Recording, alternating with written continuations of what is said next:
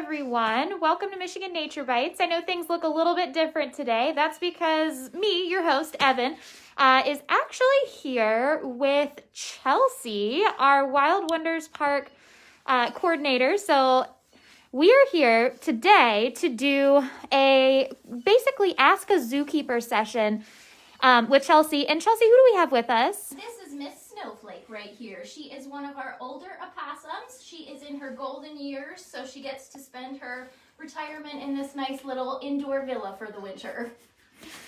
Awesome. Now, tell us a little bit, as we're waiting for folks to start watching, we're going to have them ask as many questions as we have time for in our 15 minutes today, but give us a little description of, what you do here. Just a real quick sentence. So I am the wildlife park coordinator here, which is basically a fancy way of saying that I am a zookeeper.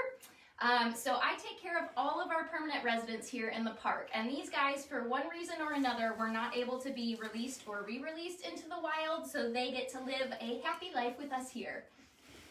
Awesome. Now, we haven't had any questions start coming in, so remember you all as you're joining us, this is our Ask a Zookeeper session. So if you have any burning questions for Chelsea about what it is to take care of our approximately 65 permanent residents, remember to throw those in the chat. Now, Chelsea, what did you have to do to get here? So I actually spent a lot of time volunteering with animals. I also worked with animals in college, and I went to Michigan State and got a 4-year bachelor's degree in zoology with my concentration in zoo and aquarium science. And it's not necessarily required that you do that, but animal experience is always helpful for doing something like this. That's awesome. Now, how many years have you been doing this? I have been doing this, oh gosh, about 7 years now. It's been a little bit, so I've been around the block a little bit, you could say. All right, and then when you are taking care of the animals, what does a day in the life of a zookeeper here at the Howell Nature Center look like? So every day is pretty different, but we do everything from prepping these guys' diets to making them all sorts of enrichment. So when they're in captivity, their days aren't necessarily as exciting as they would be in the wild. In the wild, they'd be coming across really new and exciting things every single day, sometimes scary things too. So we just want to basically break up the monotony of day-to-day life at the Nature Center. So that can mean giving them anything from like a new perfume in their habitat, to a new toy or an old toy that we know that they enjoy playing with, but just stuff to keep their lives really interesting, because we definitely don't want to have just a bunch of bored animals here. So we do our best to provide good welfare for these guys. We also do a lot of cleaning, so I unfortunately deal with a lot of poop, which is, not super glamorous, but somebody's gonna do it. So here we are. But we also do fun things like trying to make their habitats as natural as possible. We want these guys to feel comfortable where they're living. So if we can replicate their habitat in the wild, that's usually a pretty good sign that they're going to be pretty comfortable and happy here. Sometimes as a zookeeper, you assist with things like medical checks, like just checkups or procedures.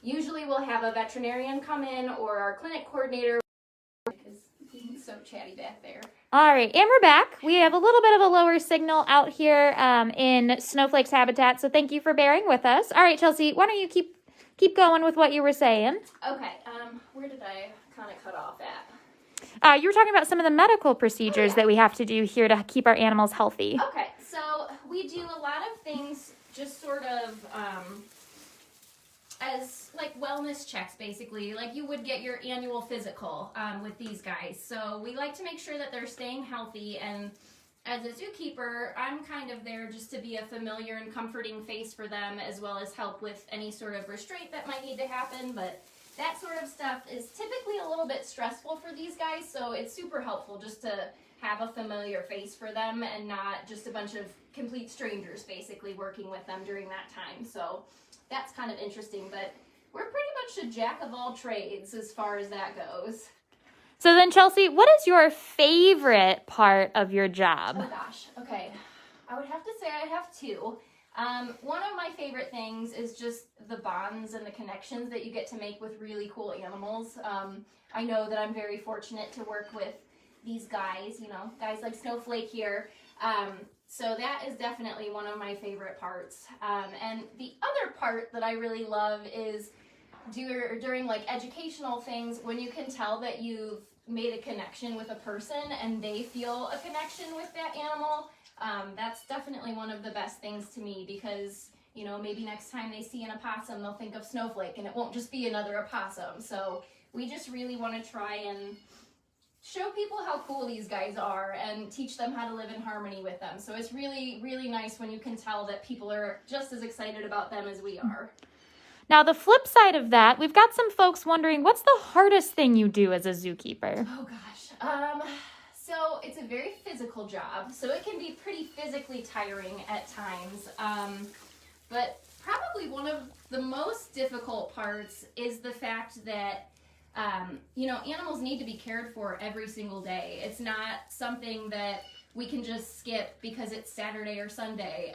So we're here weekends, we're here on Christmas, we work long hours. So it's definitely a sacrifice, and it's not only a sacrifice for us, but for the people in our lives, like our families and things. They don't necessarily get to see us every year on Easter or Christmas or what have you. So that's definitely not something that I think people expect when they get into this field.